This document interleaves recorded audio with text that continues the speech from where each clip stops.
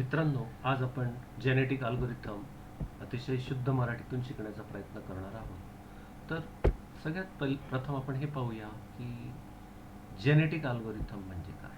तर जेनेटिक अल्गोरिथमचं सगळ्यात चांगलं एक्झाम्पल म्हणजे आपण स्वतः आहोत.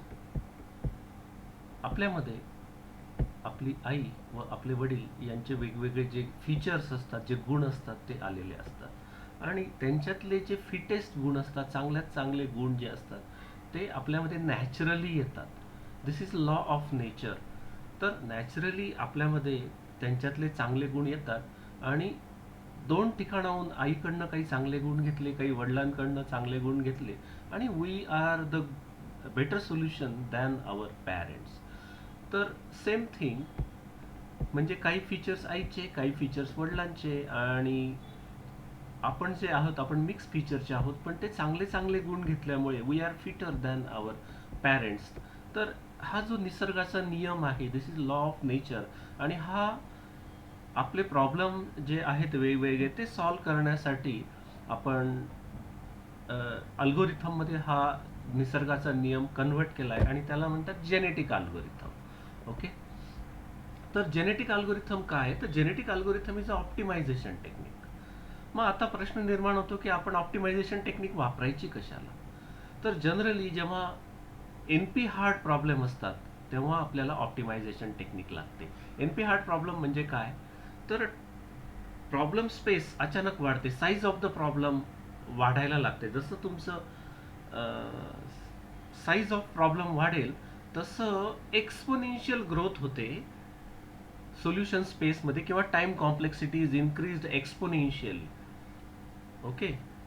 तर ते कसं होतं याचं एक आपण एक्झाम्पल पाहू आणि एन पी हार्ट प्रॉब्लेम म्हणजे काय हे आपण ट्रॅव्हलिंग सेल्समन प्रॉब्लेमवरून बघणार आहोत. तर आता ट्रॅव्हलिंग सेल्समन प्रॉब्लेम काय आहे?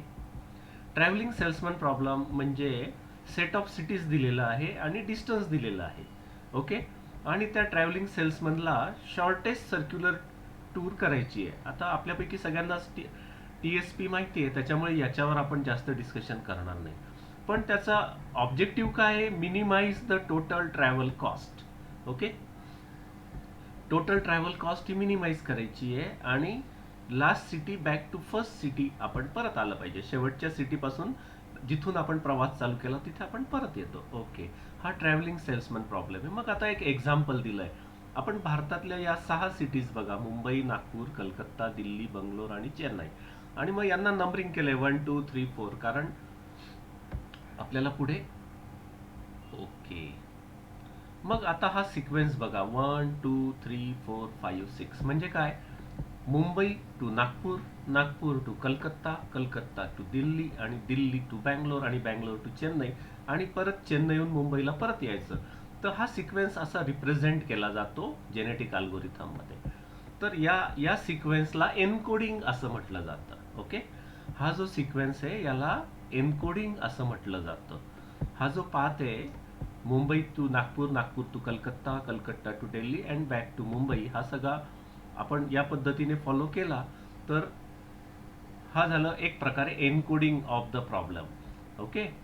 जेनेटिक अल्गोरिथम मध्ये प्रॉब्लेम सॉल्व्ह करण्यासाठी अशा पद्धतीने आपल्याला एन्कोडिंग करावं लागतं आणि याला म्हणतात परम्युटेशन एन्कोडिंग. कारण सिटीजचे वेगवेगळे कॉम्बिनेशन, परम्युटेशन अँड कॉम्बिनेशन तुम्ही ऑलरेडी शिकलेले आहेत. तर वेगवेगळे कॉम्बिनेशन, सिटीचे सिक्वेन्स, वेगवेगळे सिक्वेन्स आपण ऍड करू शकतो. म्हणजे कोणीतरी समजा दिल्लीपासून स्टार्ट करेल, बँगलोरला जाईल, चेन्नईला जाईल, तिथून कलकत्त्याला जाईल आणि मग नागपूर आणि नागपूरहून परत दिल्लीला. Someone will start from Calcutta. वेगवेगळे फिजिबिलिटी पाहून तो वेगवेगळे कॉम्बिनेशन्स बनवू शकतात आणि म्हणून याला म्हणतात परम्युटेशन. तर असे बघा किती पाथ होऊ शकतात.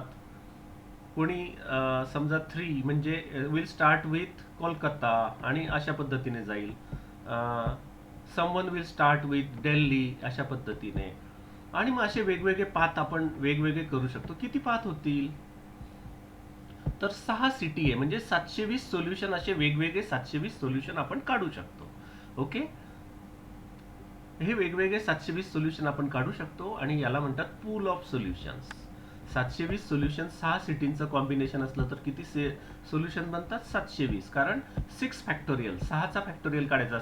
6 × 5 × 4 × 3 × 1 दॅट इज समजा 4 सिटीज घेतल्या आपण, ट्रॅव्हलिंग सेल्समनला 4च सिटी दिल्या तर किती 24 सोल्युशन बनतात.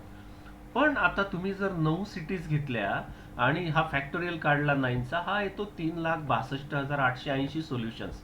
हे जे असा सिक्वेन्स आहे, असे 3,00,000 वेगवेगळे, 3,80,000 वेगवेगळे सोल्युशन बनतील. आणि याला म्हणतात exponential growth in the problem space. याच्यामध्ये काय झालं, सोल्युशन खूपच तयार झाले आणि त्याच्यातनं आपल्याला चांगलं सोल्युशन शोधायचं आहे आणि त्यासाठी आपल्याला जेनेटिक अल्गोरिथमची आवश्यकता पडते. ओके. तर या इथे मी ते दाखवलंय ग्राफच्या साह्याने की तुमचे 4 सिटी असतील तर 24 सोल्युशन, आणि किती होत्या त्या, 6 सिटी असल्या तर किती होते सोल्युशन्स, 720 सोल्युशन. आणि 9 केले तर 3.8 अराउंड, ऍक्च्युली हे 3.6 पाहिजे होतं, लॅक सोल्युशन एवढे 9 सिटी असल्या तर सोल्युशन म्हणजे प्रॉब्लेम स्पेस एक्सपोनेन्शियली ग्रोथ होतं आणि टाइम कॉम्प्लेक्सिटी पण तशी वाढत जाईल आपली.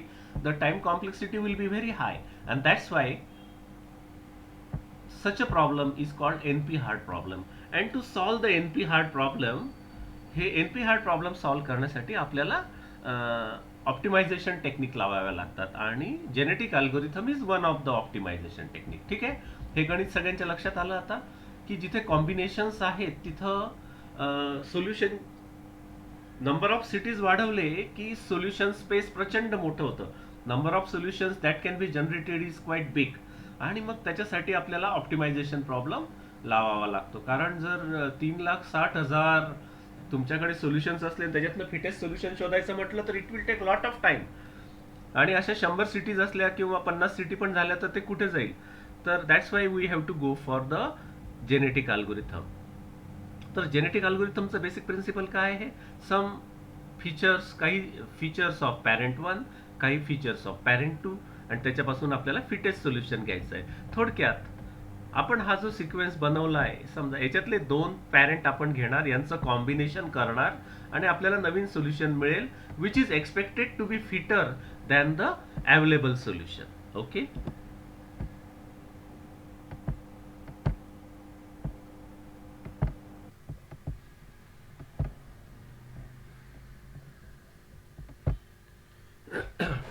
येस. नाऊ आता परत एक नवीन प्रश्न निर्माण होतो की जीए का यूज करायचं. तर GA is a universal search technique and it avoids the local optima.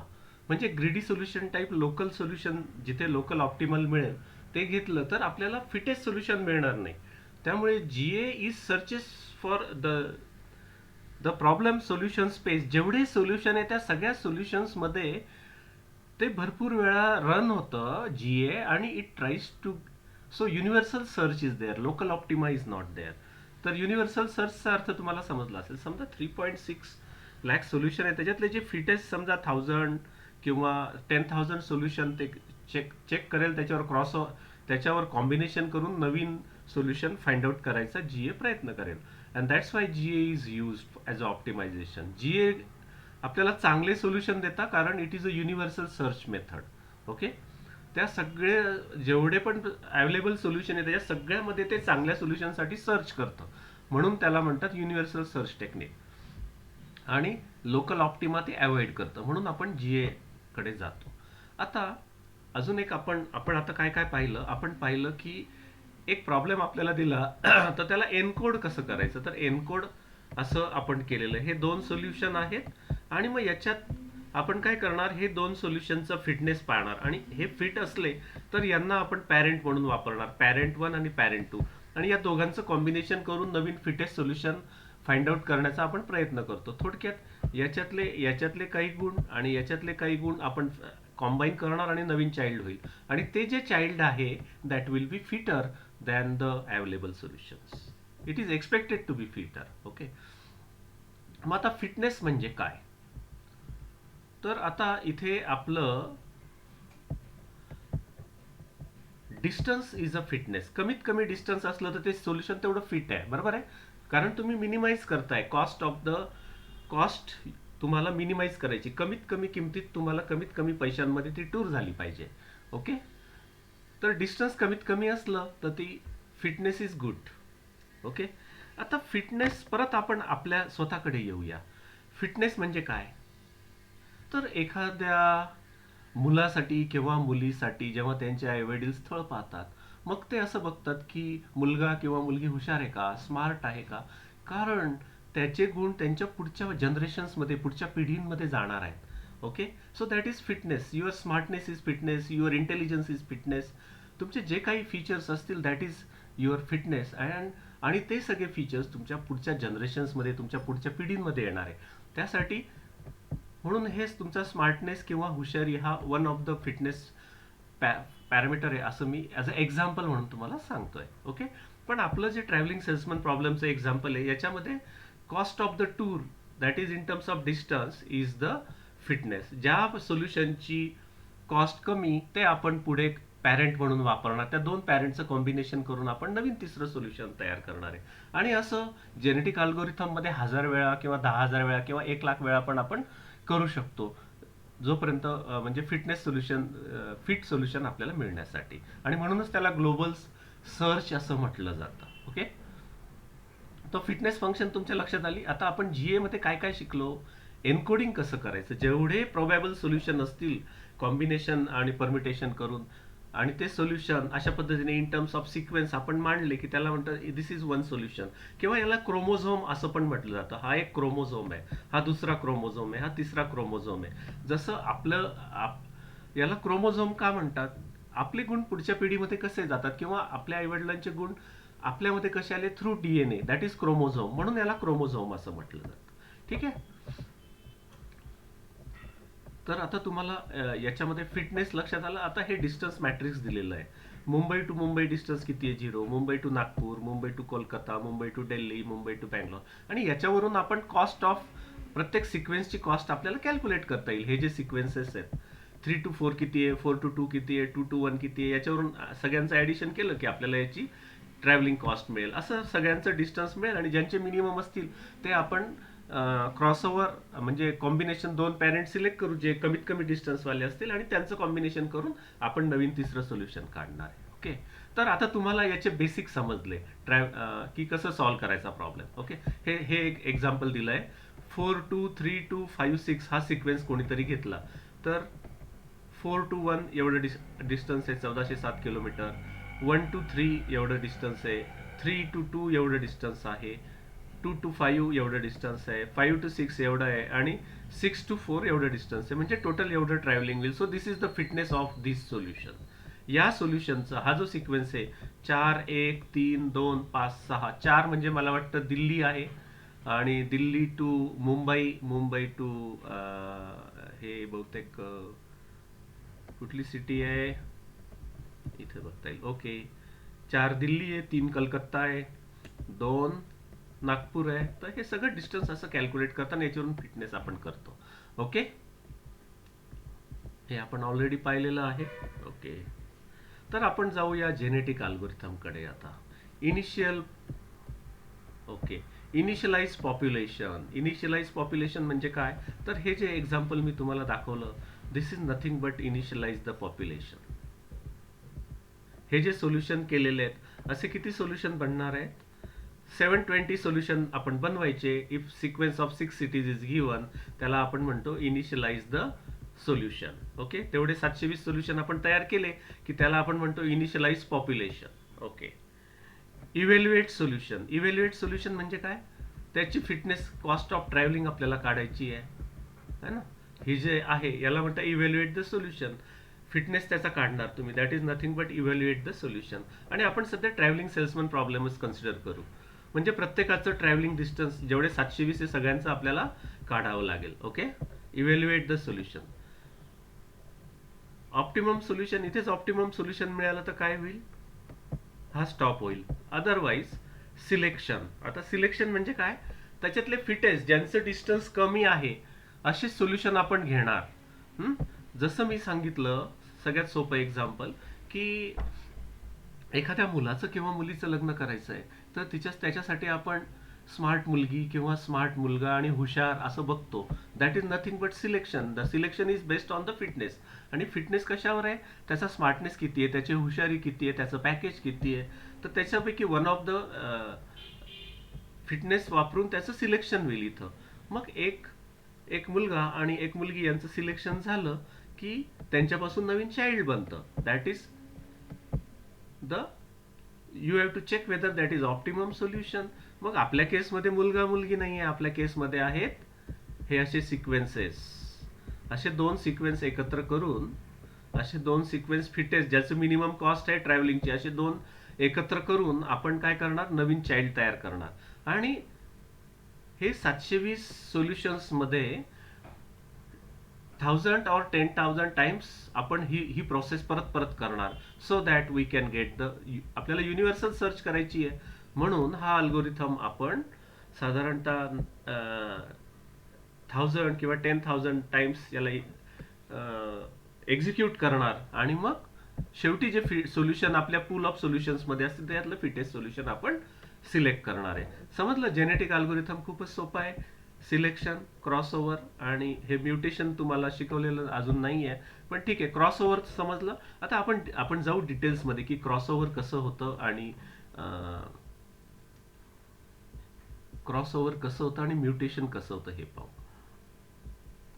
आता तुम्हाला एन्कोडिंग कसं करायचं ते समजलेलं आहे, तुम्हाला फिटनेस फंक्शन म्हणजे काय ते समजलं आहे, आणि क्रॉसओव्हर पण मी तुम्हाला थोडक्यात दाखवले. क्रॉसओव्हर म्हणजेच रिकॉम्बिनेशन. रिकॉम्बिनेशन म्हणजे काय, तर दोन पॅरेंट्सचे गुण एकत्र करून नवीन सोल्युशन बनवायचं, त्याला म्हणतात रिकॉम्बिनेशन. आणि जसं तुम्हाला सांगितलं की त्याचं सगळ्यात बेस्ट एक्झाम्पल आपण स्वतः आहोत. जसं आपल्यामध्ये काही आपल्या आईचे गुण आहेत आणि काही आपल्या वडिलांचे गुण आहेत. बट तुम्ही जर पाहिलं असेल तर तुमचे आई वडील जे आहेत ते तुमच्या आजी आजोबांपेक्षा हुशार आहेत, स्मार्ट आहेत. तुम्ही तुमच्या आई वडिलांपेक्षा हुशार आहेत, स्मार्ट आहेत. आणि आपल्या ज्या नेक्स्ट जनरेशन असतात त्या आपल्यापेक्षा अजून हुशार आणि स्मार्ट असतात. तर दिस इज लॉ ऑफ नेचर आणि तो आपण प्रॉब्लेम सॉल्व्ह करण्यासाठी वापरलाय. म्हणून आपल्याला इथे रिकॉम्बिनेशन करायचं आहे. निसर्गाचा नियम आपण प्रॉब्लेम सॉल्व्ह करण्यासाठी वापरतोय. म्हणून आपल्या प्रॉब्लेम मधलं पहिलं हे आहे कॉम्बिनेशन. कॉम्बिनेशन मध्ये त्याला म्हणतात क्रॉसओव्हर. क्रॉसओव्हर म्हणजे काही गुण आईचे, काही गुण वडिलांचे, दॅट इज क्रॉसओव्हर. तर इथे तुम्ही पाहू शकता की हे एक कॅरेक्टरिस्टिक्स आहेत. हा क्रोमोझोम एक, हे एका पॅरेंटचे गुण आणि हे अर्धे दुसऱ्या पॅरेंटचे गुण, आणि असं नवीन एक चाइल्ड तयार झालंय. समजा ही आई आहे आणि हे वडील आहेत, तर हे आईचे काही गुण आणि काही वडिलांचे गुण असं एक नवीन चाइल्ड तयार झालेलं आहे. दुसरा चाइल्ड हे आईचे हे गुण, वडिलांचे हे गुण आणि आईचे हे गुण, त्याच्याने हा नवीन चाइल्ड आईचे हे गुण आणि वडिलांचे हे गुण, याच्याने हा दुसरा चाइल्ड तयार झालेला आहे. ओके, याला म्हणतात क्रॉसओव्हर आणि याला म्हणतात सिंगल पॉइंट क्रॉसओव्हर. कारण एका ठिकाणून इथून आईचे गुण घेतलेत आणि इकडून वडिलांचे गुण घेतलेत, म्हणून याला म्हणतात सिंगल पॉइंट क्रॉसओव्हर. ठीक आहे. आणि ओके, तर क्रॉसओव्हर म्हणजे काय, तर क्रॉस, आईचे काही गुण वडिलांचे काही गुण, दॅट इज क्रॉसिंग, आणि म्हणून त्याला म्हणतात क्रॉसओव्हर. ओके. आणि जेनेटिक अल्गोरिथम हा प्युअरली रिप्रोडक्शन सिस्टीमवर डिपेंडंट आहे. म्हणजे आई आणि वडील यांचं कॉम्बिनेशन होतं आणि नवीन एक मूल तयार होतं, अँड दॅट इज फिटर. आणि याच्यावर हे पहिलं काय ऑपरेशन, क्रॉसओव्हर. मग आता आपलं परम्युटेशन एन्कोडिंग. ओके, आपण जाऊया थोडं पुढे. हे बघा, आता हे दोन सोल्युशन्स बनले. आपला सेम प्रॉब्लेम आपण घेतोय, मुंबई, कोलकाता, दिल्ली, चेन्नई, मद्रास, हे असे दोन सोल्युशन्स बनले आणि यांचं डिस्टन्स आहे साधारणतः 8000 अँड 7000 किलोमीटर्स. मग यांचं आपण क्रॉसओव्हर करून हे नवीन चाइल्ड तयार झालं. बघा, त्याचं डिस्टन्स आहे साधारणतः तेवढंच आहे. ओके, अच्छा, ह्या दोघांमधलं फिटेस्ट हे म्हणून हे घेतलंय. हा 8000 आहे, हा 7000 आहे अराउंड, म्हणून दिस इज फिटर सोल्युशन म्हणून हे इथे घेतलंय. आणि इथून 86 याचं डिस्टन्स कमी आहे म्हणून हे घेतलंय. आणि ह्या दोघांच्या कॉम्बिनेशनने आपण नवीन, तर इथे क्रॉसओव्हर दाखवलेलं आहे. हा एक पॅरेंट, हा दुसरा फिटर पॅरेंट, आणि या दोघांचं क्रॉसओव्हर करून आपण नवीन चाइल्ड तयार करणार आहे. Parent 1, parent 2, and you will get the solution. या इथे त्यांनी काहीतरी काही प्रॉब्लेम्स हँडल केलेले आहेत क्रॉसओव्हर मध्ये. पण आता आपल्याला काय शिकायचंय, फक्त आपल्याला एवढंच शिकायचंय की समजा दोन हे घेतले, हा अर्धा सिक्वेन्स 432 आणि 431 हे मर्ज करून नवीन सोल्युशन आपलं बनणार आहे. पण मग याच्यात सिक्वेन्स रिपीट होत असेल तर आपल्याला इकडून काही सिक्वेन्सेस घ्यावे लागतात. ओके, तर सो समजा 5 2 6 आणि 4 3 1 हे कंबाईन केलं तर we can get the new solution. नवीन चाइल्ड तयार होईल. मग त्याचं डिस्टन्स परत आपल्याला कॅल्क्युलेट करावं लागेल सिक्वेन्स प्रमाणे and that distance will decide the fitness of the solution. हे झालं क्रॉस ओव्हर. मग याच्यात अजून एक ऑपरेशन आहे, त्याला म्हणतात म्युटेशन. म्युटेशन म्हणजे काय ते आपण आता इथं पाहूया. म्युटेशन म्हणजे काय, आता एक सोल्युशन नवीन चाइल्ड मिळाला आपल्याला 4 1 3 2 5 6 हा एक सिक्वेन्स तयार झाला. ओके, 4 म्हणजे बहुतेक दिल्लीपासून चालू केलं, दिल्ली मुंबई हे कोलकाता आणि आहे तो सिक्वेन्स जे काही असेल ते. पण आता हे सोल्युशन आपल्याला मिळालं, तर हे solution mutation operator induces change in the solution to maintain the diversity in the population. आपल्याला डायव्हर्सिटी पाहिजे सोल्युशन्समध्ये, म्हणून काय करायचं, याला थोडंसं ट्यून करायचं सोल्युशन. मग इथे काय केलं, 1 आणि 5 हे आपण स्वॅप करणार, त्याला म्हणतात म्युटेशन. 1च्या जागी 5 होईल आणि 5च्या जागी 1 जाईल आणि आपल्याला नवीन सोल्युशन मिळेल 4 5 3 2 1 6. याला म्हणतात म्युटेशन. तर क्रॉस ओव्हर म्हणजे काय, दोन पॅरेंट्सचे दोन आपण म्हणजे 4 1 3 हे एका पॅरेंटचं आणि 2 5 6 एका पॅरेंटचं असं कॉम्बिनेशन करून नवीन सोल्युशन तयार झालं 4 1 3 2 5 6. आणि त्याला म्युटेशन केलं आपण, 1 आणि 5 स्वॅप केले, याला म्हणतात म्युटेशन. आणि हे म्युटेशन केलं. ओके, आणि आपल्याला डायव्हर्सिटी मेंटेन करतो आपण अशा पद्धतीने सोल्युशन्समध्ये. ओके, आता हे एक प्रोग्राम बनवलेला आहे ट्रॅव्हलिंग सेल्समन प्रॉब्लेमचा. आता जनरेशन बघा, इथे 10,000 दिलेले, 10,000 आणि म्युटेशन प्रोबॅबिलिटी देऊन ठेवली 0.09. म्हणजे काय, तर आता हे आपण दोनच स्वॅप केले 0.9 म्हणजे. अदरवाईज मल्टिपल, जर कधी स्ट्रिंगची साईज मोठी असली तर म्युटेशन प्रोबॅबिलिटी जास्त द्यावी लागेल, म्हणजे number of swapping will be more. छोटा स्ट्रिंग आहे कमी स्वॅपिंग, मोठा स्ट्रिंग आहे जास्त, मल्टिपल बिट्स डायव्हर्सिटी मेंटेन करण्यासाठी स्वॅपिंग करावं लागेल. ओके, आणि 10,000 जनरेशन म्हणजे हा अल्गोरिथम 10,000 वेळा रन होईल. क्रॉसओव्हर होईल, म्युटेशन होईल, किती वेळा होईल, 10,000 वेळा होईल. आणि मग फायनल पूल ऑफ सोल्युशन मध्ये जे सोल्युशन आपल्याला मिळतील त्याच्यातलं फिटेस्ट सोल्युशन आपण घेणार आहोत. ओके, हे बघा, हे वेगवेगळे असे रन होताना पाहणं खूप मजेदार आहे ऍक्च्युली.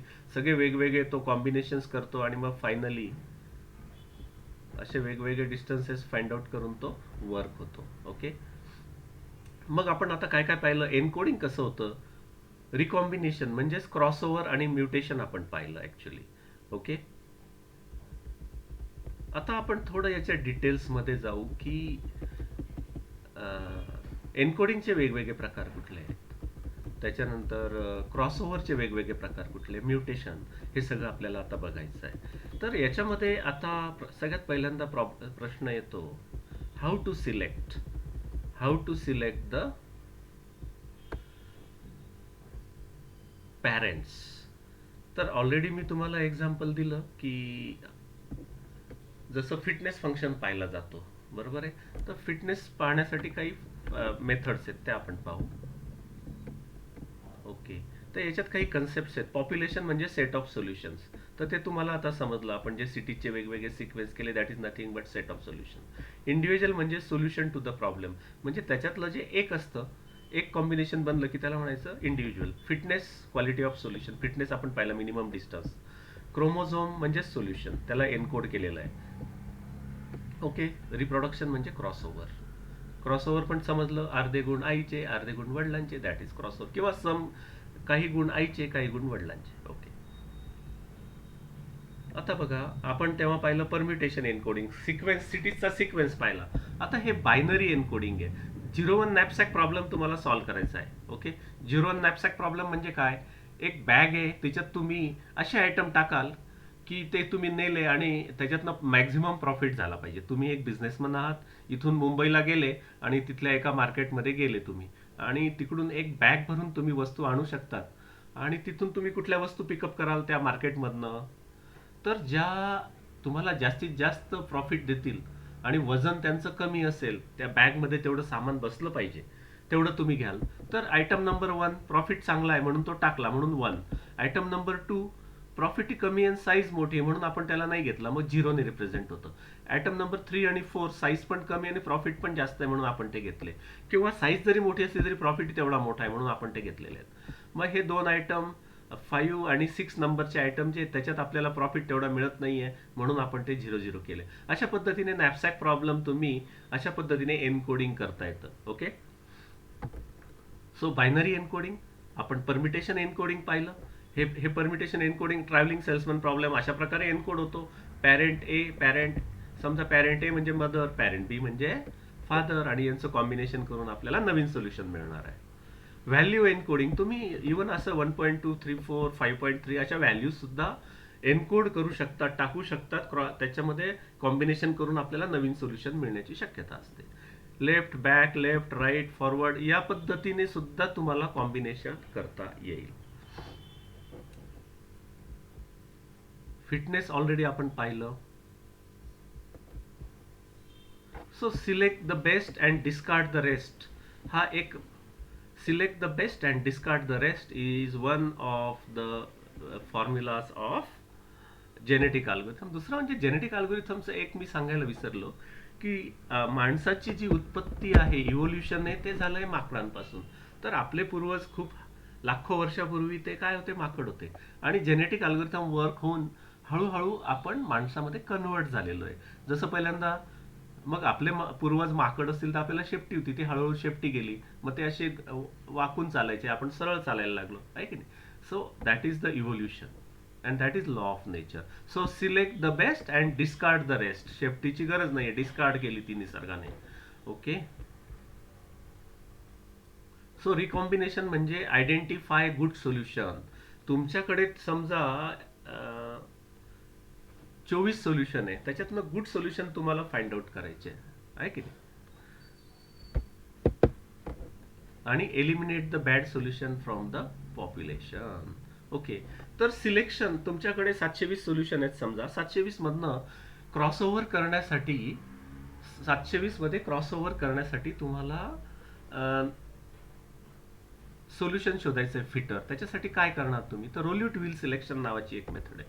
रोल्यूट व्हील सिलेक्शन म्हणजे काय, आपण पिक्चरमध्ये पाहतो की ते कॅसिनो असतं, त्या कॅसिनोमध्ये ते व्हील एक फिरतो आणि त्याच्यावर एक डायस असं टाकतात, आणि तो डायस जिथे टाकला तिथे तो सेक्शन त्या व्हीलचा जर कधी त्या एरो समोर थांबला तर काय पैसे वगैरे मिळतात. दॅट इज अ रोल्यूट व्हील, आहे ना. रोल्यूट व्हील तुम्ही ऑलरेडी पाहिलेलं आहे. सो असं एक व्हील असतं आणि ते गोल गोल फिरतं, आणि जिथं थांबलं and that is the winner. Okay. मग या इथे दाखवलंय बघा आता, हे रोल्यूट व्हील आहे आणि 4 सोल्युशन आहेत कॉम्पिटिशन मध्ये.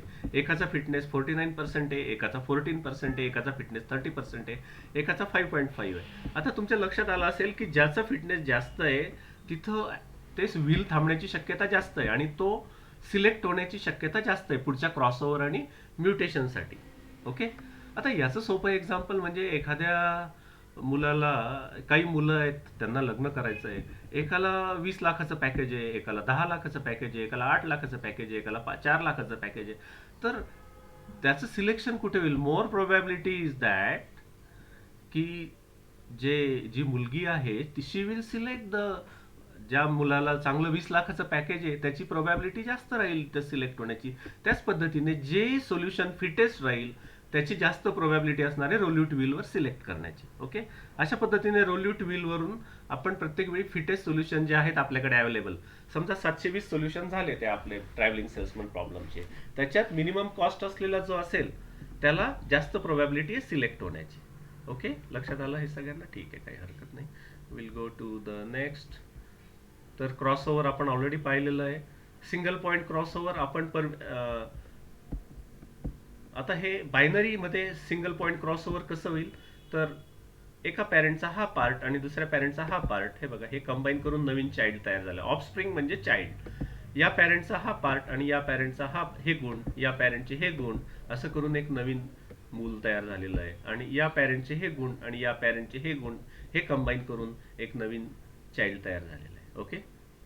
आणि मग त्याचा फिटनेस आपल्याला नंतर बघावं लागेल की प्रॉफिट कशात जास्त आहे, कारण आपण 0-1 नॅपसॅक प्रॉब्लेम बद्दल चर्चा करतोय. आता 0-1 नॅपसॅक प्रॉब्लेम तुम्हाला माहित नसेल तर तुम्हाला परत एकदा जाऊन बघावं लागेल. पण मी थोडक्यात सांगितलं की 0-1 नॅपसॅक म्हणजे तुमच्याकडे एक बॅग आहे, तुम्ही नाशिकमधले बिझनेसमन आहात, तुम्ही मुंबईला जाल, काही वस्तू खरेदी कराल, त्या बॅगमध्ये जेवढ्या बसतील तेवढ्याच वस्तू आणता येतील, तर तुम्ही अशाच वस्तू आणाल की त्या बॅगमध्ये बसतील आणि तुमचा प्रॉफिट जास्तीत जास्त होणार. That is a नॅपसॅक problem. आणि 0-1 नॅपसॅक प्रॉब्लेम म्हणजे आयटम एक तर पूर्ण घेता येईल किंवा नाही घेता येणार, म्हणून त्याला 0-1 म्हणतात. 2 पॉईंट क्रॉसओव्हर म्हणजे काय? आता दोन ठिकाणी आपण हा एक पार्ट घेतला इथं सोल्युशनमध्ये, दुसरा पार्ट हा घेतला, तिसरा पार्ट हा घेतला आणि असं नवीन चाइल्ड बनवलं, याला म्हणतात 2 पॉईंट क्रॉसओव्हर. ठीक आहे, हे दोन ठिकाणाहून याचे आपण वेगवेगळे गुण घेतलेत म्हणून याला 2 पॉईंट क्रॉसओव्हर म्हणतात. वन सिंगल पॉईंट क्रॉसओव्हर म्हणजे फक्त एकाच ठिकाणाहून हा एक पार्ट आणि हा एक पार्ट, इथं 2 पार्ट घेतले, 1 2 3, म्हणून याला 2 पॉईंट क्रॉसओव्हर म्हणतात. युनिफॉर्म क्रॉसओव्हर, ओके, हे रॅन्डमली प्रत्येकाला चान्स मिळतो and that's why it is called uniform crossover. हे बघा, इथे तुम्ही बघू शकता, याचे हे 3 बिट्स आहेत आणि याचे 2 बिट्स आहेत, याचे 2 बिट्स आणि याचे 3 बिट्स, असं हे वेगवेगळं कॉम्बिनेशन, याचं 1 बिट युनिफॉर्म मध्ये रॅन्डमली सिलेक्ट होतात. ओके,